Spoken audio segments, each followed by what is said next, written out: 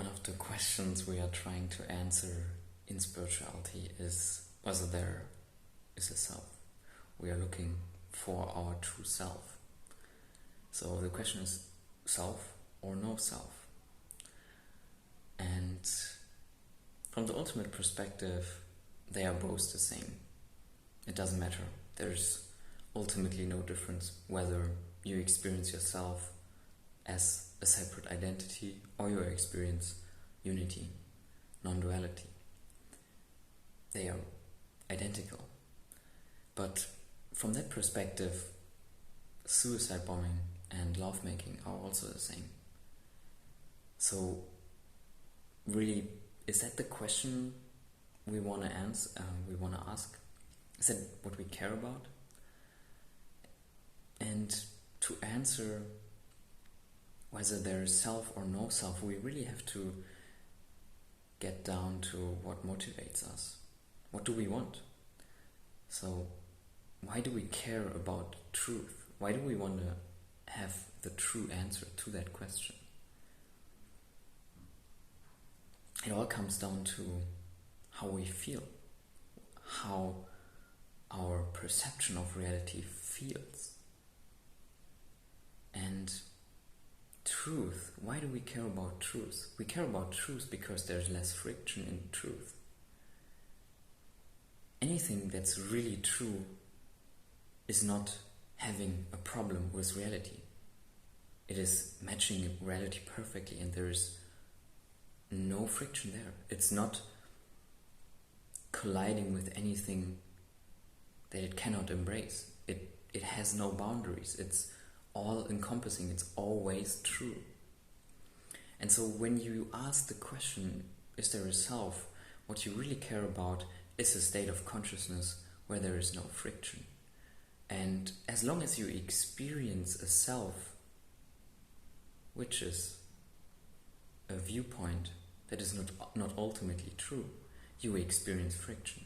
You experience that in form of unpleasantness, of really something that's like hurting deep down. You will experience those situations over and over again, or finally when the thing that you call yourself is going to die, there will be this friction. There will be the dissolution of that illusion. And that is painful. And so you can choose to dissolve this illusion slowly, a little bit more comfortably through established and really time-proven spiritual practices. So really, what you care about is happiness, to the degree that no longer the question arises in your mind whether what you perceive is true or not, because it's completely self-evident that you have achieved the highest state where there is the perception is all-encompassing. There is no resistance to anything. That's why you care about self or no self. So there's your answer, two different perspectives. And should you strive for no self? As in experiencing yourself as for what it is, as the illusion it arises. It's not about destroying the self, not at all. I have a self, everyone has a self, they express it. But it's much less painful to live in no self or to experience yourself as illusory, because it's dynamic, fluid, it's what it is, it's experienced for what it is. It's arising spontaneously, it's falling away spontaneously, no clinging, no pushing away.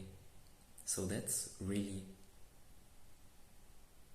beautiful, and that's how you judge truth as well. You might now think that's a little bit naive, but from the highest perspective and the closer you get to it, you will see why that's the only way you can judge what is true and what is not. So that's my take on no self. Thank you for watching. See you soon.